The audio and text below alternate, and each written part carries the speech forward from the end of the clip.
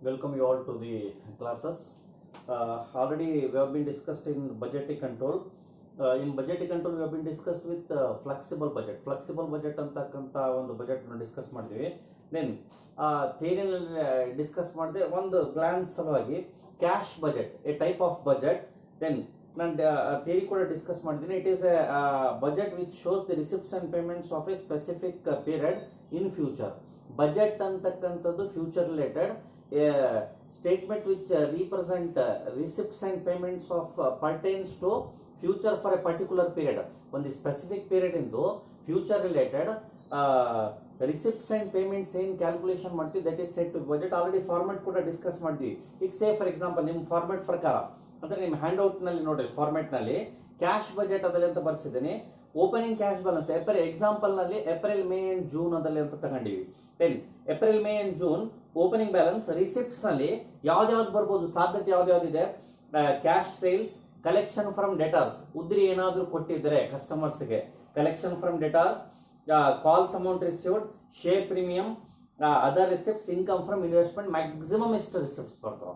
Next payment ನಲ್ಲಿ total ಮಾಡ್ಕೋಬೇಕು. Total payment ಅಲ್ಲಿ ಯಾವ್ದು ಸಾಧ್ಯತೆ ಇದೆ, payment to creditors, wages paid, expenditure, income tax paid, selling and distribution overhead, sales commission, purchase of assets, preference dividend, excess deposit to bank, other expenses. Next total B adalli anta aitu. Then closing balance A minus B, total receipt nalli total payment less madidare. Then April indu closing balance, May ge opening balance, May the total receipt with opening balance minus expenditure less ಮಾಡಿದ್ರೆ May the closing, June ನಲ್ಲಿ opening balance ಅದಲ್ಲಿ ಅಂತ ನಾವು treat ಮಾಡ್ತೀವಿ. Already format ನಾವು discuss ಮಾಡಿದ್ವಿ. First ಒಂದು problem ನೋಡೋಣ ಅದರಲ್ಲಿ ಯಾವ್ದಾದಲ್ಲಿ ಅಂತ. Come to the page number 389, exercise 7, page number 389, exercise 7. 5 marks ಸಿಕ್ಕಿರ್ತಾನೆ ಎಕ್ಸಾಮ್ ಅಲ್ಲಿ, 5 ಮಾರ್ಕ್ಸ್ ಗೆ. ಸ್ವಲ್ಪ ಲೆಂತ್ ಎಷ್ಟಿದ್ರೆ ರೇರ್ ಚಾನ್ಸಸ್ ಫಾರ್ 15 ಮಾರ್ಕ್ಸ್, ಬಹಳ rare chances, but 5 marks compulsory. ಏನದಲ್ಲಿ ಅಂತ ಕೊಟ್ಟ ನೋಡಿ ಅದರಲ್ಲಿ. Then prepare a cash budget from the following particulars for November and December. ಕೇಳಿರೋದು ನಮಗೆ November and December. Exercise 7 page number 389 cash budget ಅದಲ್ಲಿ ಅಂತ ಹಾಕಿದ್ವಿ. ದೆನ್ ಏನೇನು ಕೊಟ್ಟಾನ, September, October, November, December months ಕೊಟ್ಟಿದ್ದಾನೆ, ಸೇಲ್ಸ್ ಕೊಟ್ಟಿದ್ದಾನೆ, ಪರ್ಚೇಸ್ ಇದೆ, ದೆನ್ ಎಕ್ಸ್ಪೆಂಡಿಚರ್ ಇದೆ. ಅಡಿಷನಲ್ ಇನ್ಫಾರ್ಮೇಶನ್ ಅಲ್ಲಿ all sales are cash sales. ಅಂದ್ರೆ ಇಲ್ಲಿ ಕ್ರೆಡಿಟ್ ಅದಲ್ಲಿ ಅಂತ ಕೊಟ್ಟಿಲ್ಲ. ಈಗ ಫಾರ್ ಎಕ್ಸಾಂಪಲ್ 50% ಕ್ರೆಡಿಟ್, 50% ಕ್ಯಾಶ್ ಅಂದ್ರೆ ಕ್ಯಾಶ್ ಈಗಲೇ ಬರುತ್ತೆ. Cash sale, whenever there is A sale, cash amount have been received to the extent of cash sale.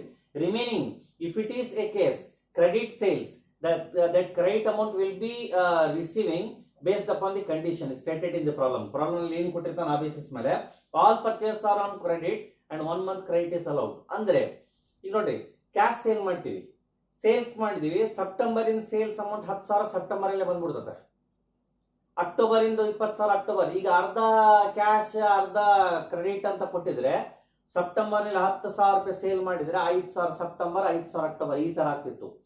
Then ಇಲ್ಲಿ ಆ ತರ ಕೊಟ್ಟಿಲ್ಲ. Total sales are cash sales ಅದಲ್ಲಿ ಅಂದ್ರೆ ಸೆಪ್ಟೆಂಬರ್ ಅಕ್ಟೋಬರ್, ನವೆಂಬರ್ ನಲ್ಲಿ, ಡಿಸೆಂಬರ್ ನಲ್ಲಿ. Then all purchase are credit and 1 month credit is allowed ಅದಲ್ಲಿ ಅಂದ್ರೆ ಇಲ್ಲಿ ಕ್ರೆಡಿಟ್ ಪರ್ಚೇಸ್ ಏನ್ ಮಾಡ್ಯಾರ, ಸೆಪ್ಟೆಂಬರ್ ಇಂದ ಸೆಪ್ಟೆಂಬರ್ ನಲ್ಲಿ ಬರಲ್ಲ, ಅಕ್ಟೋಬರ್ ನಲ್ಲಿ ಬರುತ್ತೆ. ಅಕ್ಟೋಬರ್ ಇಂದ ಅಕ್ಟೋಬರ್ ನಲ್ಲಿ ಬರಲ್ಲ, ನವೆಂಬರ್ ನಲ್ಲಿ ಬರುತ್ತೆ. ನವೆಂಬರ್ ಬರಲ್ಲ, ಡಿಸೆಂಬರ್ ಬರ್ತದೆ. ಡಿಸೆಂಬರ್ ಇಂದ ಡಿಸೆಂಬರ್ ಬರಲ್ಲ, ಜನವರಿ ನಲ್ಲಿ ಬರುತ್ತೆ ಅದರಲ್ಲಿ ಅಂತ.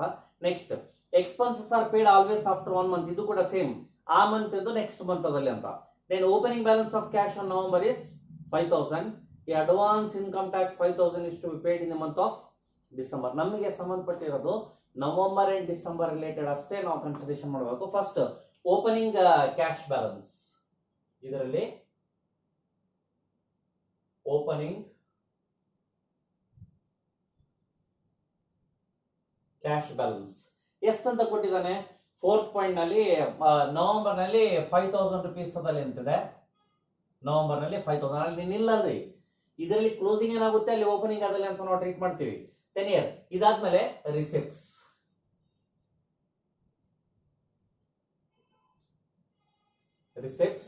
ರಿಸಿಪ್ಟ್ ನಲ್ಲಿ ಯಾವ್ದಿದೆ, all sales are cash sales ಅದಲ್ಲಿ ಅಂತ ಕೊಟ್ಟಿದ್ದಾನೆ. ಒಂದೇ ಇದೆ ರಿಸಿಪ್ಟ್, ಕ್ಯಾಶ್ ಸೇಲ್ಸ್.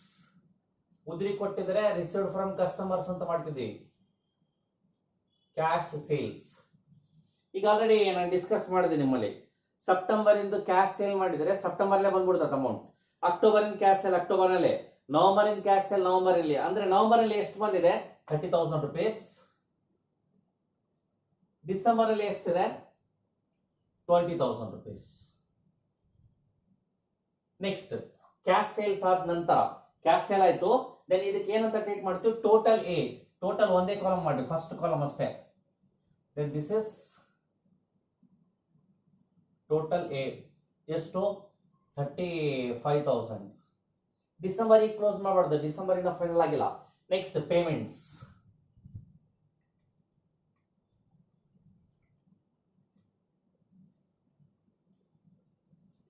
ಪೇಮೆಂಟ್ ನಲ್ಲಿ ಪೇಡ್ ಟು ಕ್ರೈಟರ್ಸ್ ಅಂದ್ರೆ ಪರ್ಚೇಸ್ ಅಮೌಂಟ್ ಯಾರಿಗೆ ಪೇಮೆಂಟ್ ಮಾಡ್ತೀವಿ, ಪೇಡ್ ಟು ಕ್ರೈಟರ್ಸ್ ಅಂತ ಬರೀಬಹುದು, ಅರ್ಥ ಆಗಿಲ್ಲ ಅಂದ್ರೆ ಪರ್ಚೇಸಸ್ ಅಂತ ಬರೆದ್ರೆ ಕೂಡ ತಪ್ಪಲ್ಲ. Paid to creditors, paid to creditors. Then ಎಷ್ಟಿದೆ ಪೇಡ್ ಟು ಕ್ರೆಡಿಟರ್ಸ್ ಅಲ್ಲಿ ಏನಂತಾನ, all purchase are credit and 1 month credit is allowed. ಇಲ್ಲಿ ಸೆಪ್ಟೆಂಬರ್ ಅಲ್ಲಿ 5,000 ಇರೋದು ಸೆಪ್ಟೆಂಬರ್ ಕೊಡಲ್ಲ, ಅಕ್ಟೋಬರ್ ಅಲ್ಲಿ ಕೊಟ್ಟಿರ್ತಾರೆ. ದೆನ್ ಅಕ್ಟೋಬರ್ ಅಲ್ಲಿ 6,000 rupees ಇರೋದು ಅಕ್ಟೋಬರ್ ಅಲ್ಲಿ ಕೊಡಲ್ಲ, ನವೆಂಬರ್ ಕೊಡ್ತಾರೆ, ನಮ್ಗೆ ಎಫೆಕ್ಟ್ ಆಗ್ತದೆ ಇಲ್ಲಿ. ನವೆಂಬರ್ ನಲ್ಲಿ ಪರ್ಚೇಸ್ ಮಾಡಿದಂತದ್ದು 3,000 rupees ಯಾವಾಗ ಕೊಡ್ತಾರೆ, ಡಿಸೆಂಬರ್ ಅಲ್ಲಿ ಕೊಡ್ತಾರ 3,000. ಡಿಸೆಂಬರ್ ಅಲ್ಲಿ ಪರ್ಚೇಸ್ ಮಾಡಿ ಜನವರಿ ಕೊಡ್ತಾರೆ, ನಮಗೆ ಕ್ಯಾಲ್ಕುಲೇಷನ್ ಮಾಡೋದು ಅವಶ್ಯಕತೆ ಇಲ್ಲ, ಯಾಕಂದ್ರೆ ನಮಗೆ ನವೆಂಬರ್ ಅಂಡ್ ಡಿಸೆಂಬರ್ ಅಷ್ಟೇ ಎಫೆಕ್ಟಿವ್. ನೆಕ್ಸ್ಟ್ ಇದಾದ ನಂತರ ಎಕ್ಸ್ಪೆನ್ಸಸ್ ಇದೆ, ದೆನ್ ಹಿಯರ್ ಎಕ್ಸ್ಪೆನ್ಸಸ್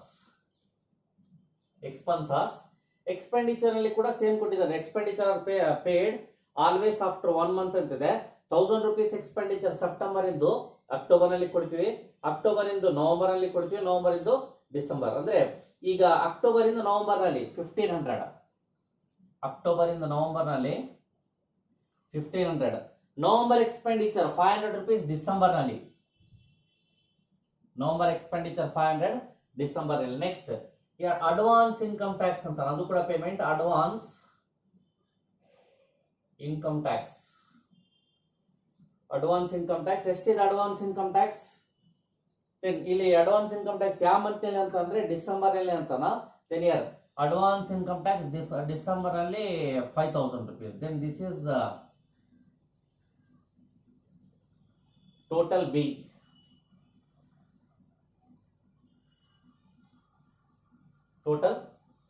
ಅದರಲ್ಲಿ ಅಂತ ನಾವು ಟ್ರೀಟ್ ಮಾಡ್ತೀವಿ, ಟೋಟಲ್ ಬಿ. ಇಲ್ಲಿ ಟೋಟಲ್ ಬಿ ನಲ್ಲಿ ಇದು ಕ್ಯಾಲ್ಕುಲೇಷನ್ ಮಾಡಬಹುದು, ಎಷ್ಟು 7,500. ನೆಕ್ಸ್ಟ್ ಇದರಲ್ಲಿ closing cash balance, here closing cash balance bracket ನಲ್ಲಿ A minus B, closing cash balance A minus B 35,000 minus 7,500, 27,500. Then closing balance of November will become the opening balance to December 27,500. ಇಲ್ಲಿ ಬರ್ಕೊಂಡ್ಬಿಡಿ 27,500. 27,500 plus 20,000, 47,500. Here 47,500. Then ಇದಾದ್ಮೇಲೆ payment ನಲ್ಲಿ 3 payment ಬಂದಿದೆ, 3,000 ಒಂದಿದೆ, 500 ಒಂದಿದೆ, 5,000 ಒಂದಿದೆ, 8,500.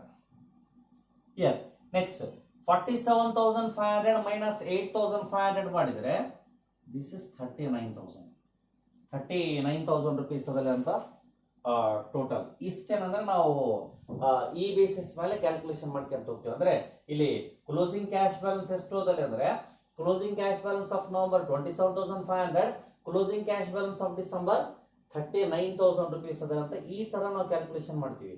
ಅಂದ್ರೆ ಹೆಂಗ್ ಮಾಡಬೇಕು, ಯಾವ ಟೈಪ್ ಇರ್ತದೆ ಅದರಲ್ಲಿ ಅಂತ ಈ ಬೇಸಿಸ್ ಮೇಲೆ ಕ್ಯಾಲ್ಕುಲೇಷನ್ಸ್ ನ ಮಾಡ್ಕೊಂತ ಹೋಗ್ಬೇಕು ಅದರಲ್ಲಿ ಅಂತ. ನೆಕ್ಸ್ಟ್ ಇದಾದ ನಂತರ ನೆಕ್ಸ್ಟ್ ಪ್ರಾಬ್ಲಮ್ ನಲ್ಲಿ ಬಂದು page number 391. Come to the next page number 391.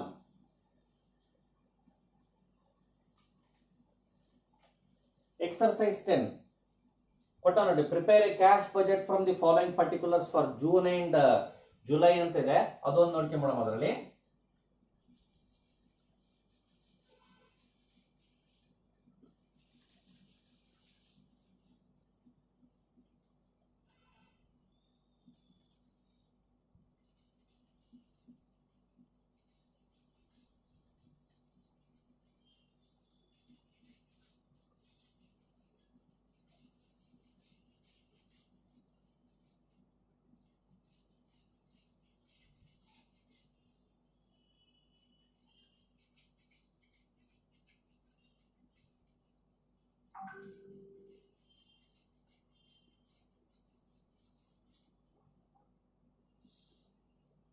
ಅಂದ್ರೆ ಲಾಸ್ಟ್ ಏನ್ ಮಾಡಿದ್ವಿ, ಕ್ಯಾಶ್ ಬಜೆಟ್ ಮಾಡ್ಬೇಕಾದ್ರೆ ಕ್ಯಾಶ್ ಬಜೆಟ್ ನಲ್ಲಿ ಫಸ್ಟ್ ಏನ್ ಮಾಡ್ತೀವಿ, ಓಪನಿಂಗ್ ಬ್ಯಾಲೆನ್ಸ್ ತಗೊಂತೀವಿ, then read out the condition carefully, which is next month applicable, which is this month applicable, delay ಯಾವ್ದಿದೆ, delay ಯಾವ್ದಿಲ್ಲ ಅದೆಲ್ಲ ಅಂತ ಅಸಂಪ್ಷನ್ ಮಾಡಬೇಕು. ಪ್ರಾಬ್ಲಮ್ ನಲ್ಲಿ ಏನು ಕೊಟ್ಟಿಲ್ಲ ಅಂದ್ರೆ ಆ ಮಂತ್ ಇಂದ ಅದೇ ಮಂತ್ ನಲ್ಲಿ ಬರುತ್ತೆ ಅದೆಲ್ಲ, ರೈಟ್.